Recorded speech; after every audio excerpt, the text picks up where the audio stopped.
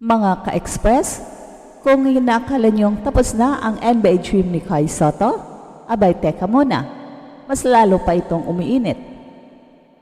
Ang batang halimaw mula sa Las Piñas na kahit tinamaan ng matinding ACL injury, ay patuloy na pinagmamasdan at hinihintay ng mga NBA scouts at NBA teams.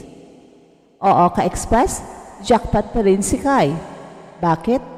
Dahil kahit injured siya, may NBA Summer League spot pa rin nakalaan para sa kanya.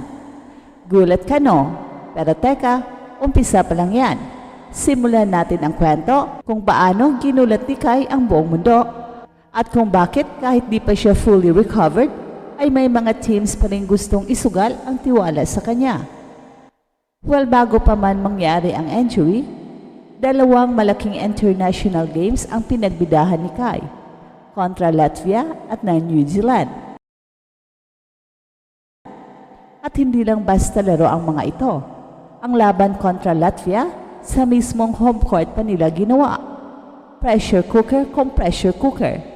Pero kahit ganon, rumaragasa si Kai sa harap ng libo-libong tagahanga ng Latvia. Hindi siya natinag, hindi siya kinabahan. Sa halip, ipinakita niya ang tunay na kalidad ng isang Pinoy sa global stage.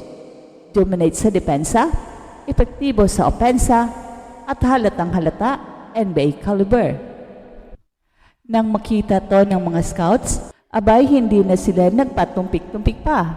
Ayon sa ilang sources na malapit sa kampo ni Kai, may mga NBA teams na agad nagpaabot ng interest.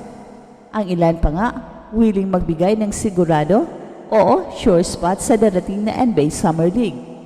At kung hindi lang talaga siya nadalis ng injury, malamang ngayon pa lang nasa NBA floor na siya, sabay ng ibang big man na dati pinapanood lang natin sa TV. Pero ka-express, alam natin ang buhay atleta. May taas, may baba. Ang ACL injury, isa sa pinakadelikadong tinatamaan ng basketball players.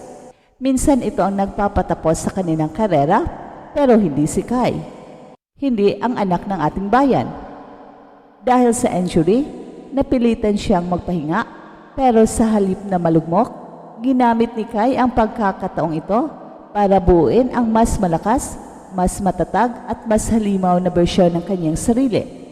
Kung dati ay lean at lanky ang katawan niya, ngayon ay makikita mong mas nagkalaman, mas lumalakas at mas naging imposibleng pigilan sa ilalim ng ring. Pinagtutuunan niya ng pansin ang pagpapalakas ng kanyang core, tuhod at conditioning. At yun ang dahilan kung bakit mas excited pa ang NBA teams sa kanyang pagbabalik kaysa nung wala pa siyang injury. Isipin mo ka-express mga NBA teams na willing magbigay ng spot sa kanya sa Summer League kahit hindi pa tiyak kung makakahabol siya sa July. So ibig sabihin, naniniwala sila na once makabalik si Kai, automatic impact player agad siya. Hindi na kailangang patunayan pa ulit para sa kanila sapat na yung performance niya kontra Latvia para sabihing NBA ready na si Kai. At dito na nga pumapasok ang twist ng ating kwento. Ang injury na inakala ng iba na katapusan na ng NBA dream ni Kai ay posibleng maging dahilan pa para mas lalo siyang maihanda sa mas matinding hamon. Sa likod ng recuperasyon, may tahimik pero matinding training na nagaganap. Hindi lang physical conditioning, kundi pati na rin mental toughness. Dahil hindi basta-basta ang bumangon mula sa injury, kailangan ng puso. At yan ang meron si Kai, puso para sa bayan, puso para sa pangarap. Ka-express, sa bawat galaw ni Kai, dala niya ang bandera ng Pilipinas, bawat block, bawat dunk, bawat rebound, parang sinisigaw niya na kaya ng Pinoy. Kaya hindi rin katakataka na hanggang ngayon, hindi pa rin siya makalimutan ng mga basketball scouts sa US. May ilang insider pa nga na nagsabing kung sakaling hindi siya makalaro sa Summer League ngayong taon, may teams na naghahanda ng kunin siya para sa 2026 season.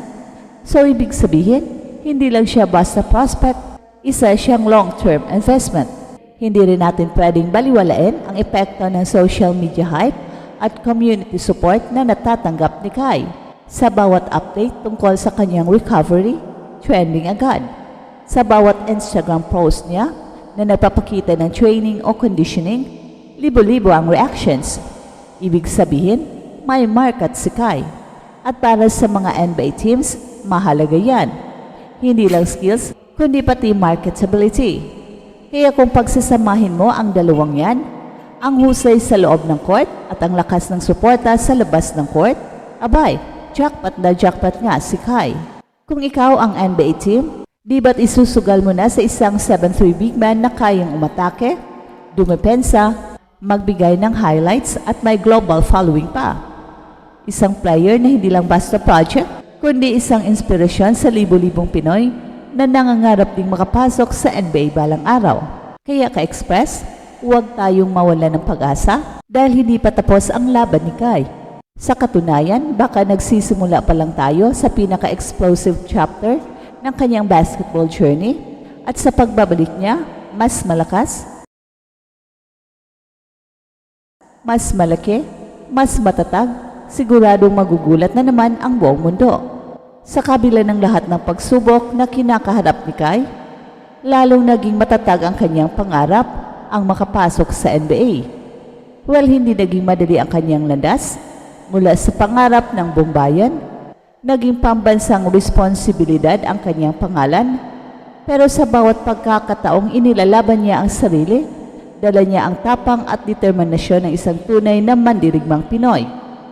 Ang kanyang injury ay hindi naging katapusan, kundi isang panibagong simula.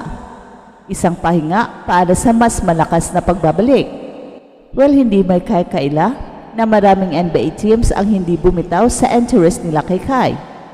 Isa itong patunay na nakikita nila ang potensyal ng isang batang Pinoy na may taas, husay at puso. Ang kanyang performance laban sa Latvia ay naging turning point ng lahat. Isang senyales na hindi lang siya promising, kundi proven. At kung hindi lang talaga sa unfortunate injury, posibleng ngayon taon pa lang ay may kontrata na siyang hawak. Kaya manatiling nakatutok mga ka-Express dahil ang laban ay hindi pa tapos. Kung kailan mo akalaing tapos na ang kwento, doon pa lang magsisimula ang tunay na kagulat-gulat. At gaya ng palaging sinasabi natin dito sa Express Info, ito ang Express Info na kung saan bawat kwento, ginulat ang mundo. Gusto mo bang unang makabalita sa posibleng pagbabalik ni Kai sa Summer League? I-comment mo sa baba, Kai Sotto to NBA, laban lang. At huwag kalimutang i-like, share at mag-subscribe para sa mas marami pang kwentong ginulat ang mundo.